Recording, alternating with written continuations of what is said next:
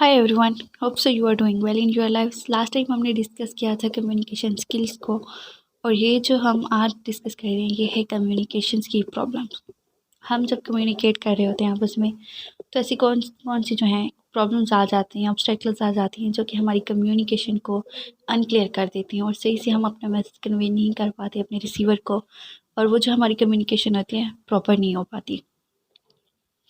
अच्छा, communicator and receiver जो होते हैं, क्योंकि आपको पता है कि वो लोग बात कर रहे होते हैं आपस में, उनका एक इंटरेक्शन बन रहा होता है, तो अगर चाहे वो सेंडर की तरफ से कोई प्रॉब्लम क्रिएट हो या फिर रिसीवर की तरफ से, तो वो जो फीडबैक हमारा आएगा यानी रिसीवर का रिएक्शन आएगा वो ख़राब हो जाएगा, जो कि कम्युनिकेशन पूरी को इफ़ेक्ट करता है।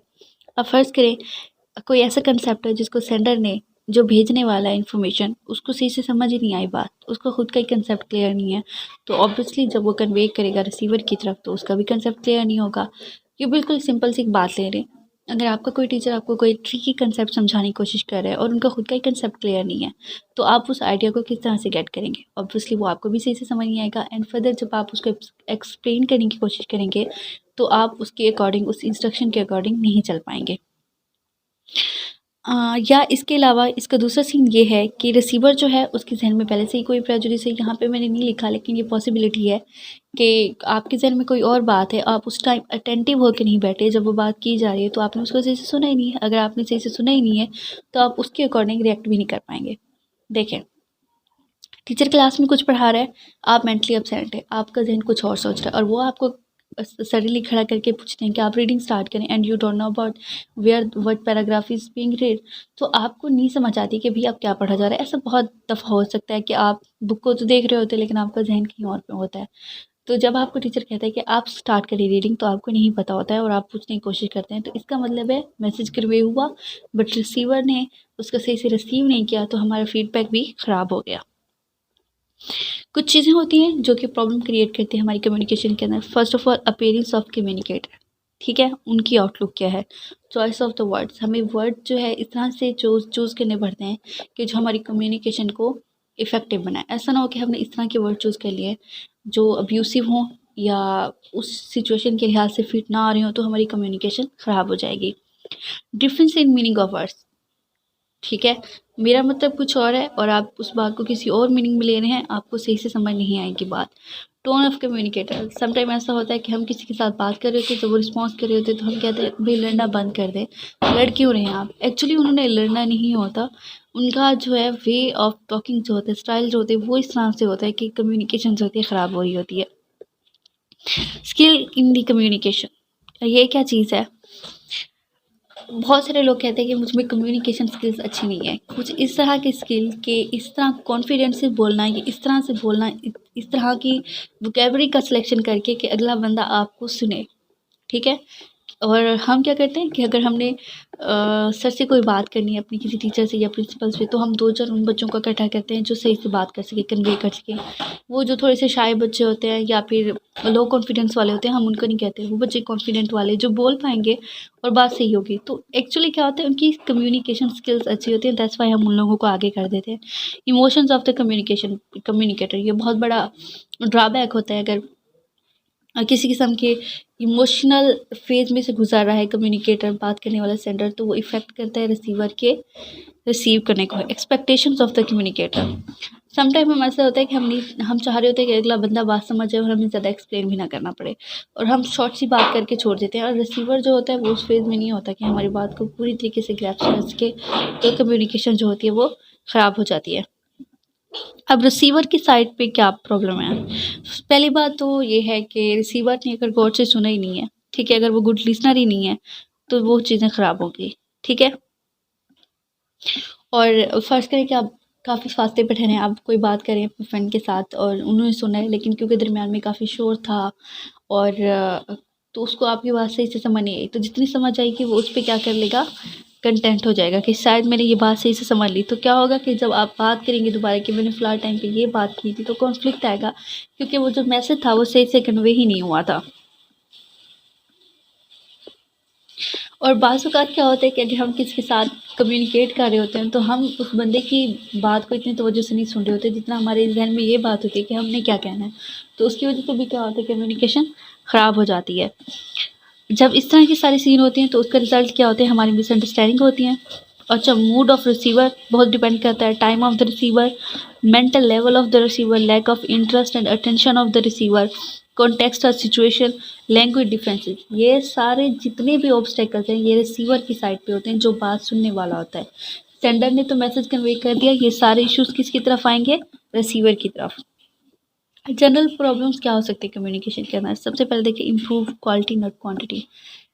अगर एक बंदे को आपकी बात समझ नहीं आई तो इसका मतलब ये नहीं है कि हमें उससे बार बार बात करनी है, मीटिंग्स रखनी है, स्केड्यूल डिस्कस करना है, नहीं। हमें क्वालिटी देखनी चाहिए कि वो बात हम किस तरह से करें, वो कम्युनिकेशन किस तरह से हो कि अगला बंदा उसको सही से ग्रैस्प कर पाए। Analyse what is good and what is bad.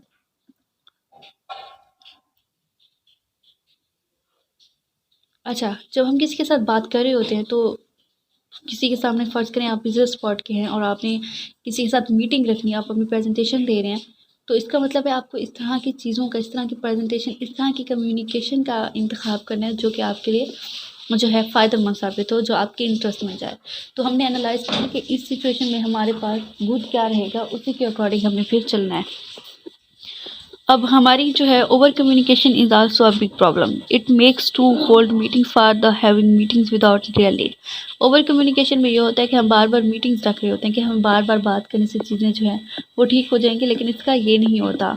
The medium, उसके बाद फिर अपनी मीडियम देखना है कि हम ऐसा कौन सा मीडियम जो है यूज़ करें जिसकी वजह से हमारी जो कम्युनिकेशन है सही है। जहाँ पे वर्बल यूज़ करना है, हम मतलब स्पीकिंग का हम वो वाला मीडियम यूज़ करें, जहाँ पे हमें लिखने की ज़रूरत है हमें अपने मीडियम पे गौर करके इस तरह से करना चाहिए।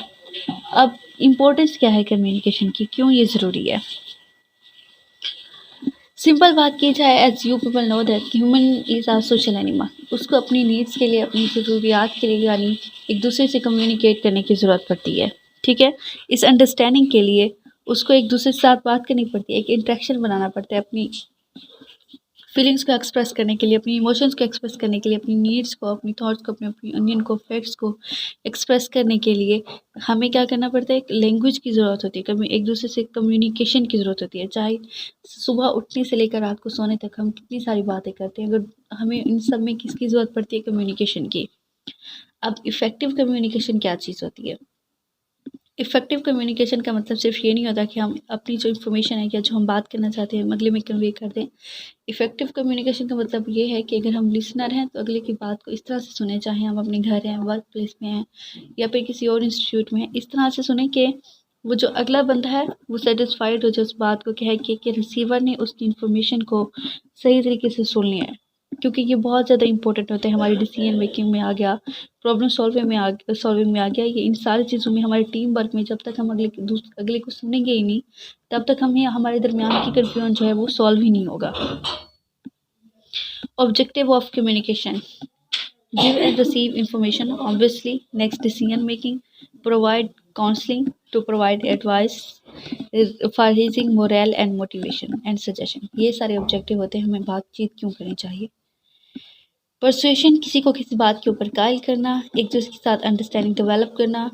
मिस इंफॉर्मेशन जो है या एम्बिग्युइटी है उसको डिस्करेज करना। For giving and necessary information in advance to encourage suggestion for improvement. To keep communicate channels open to encourage communication.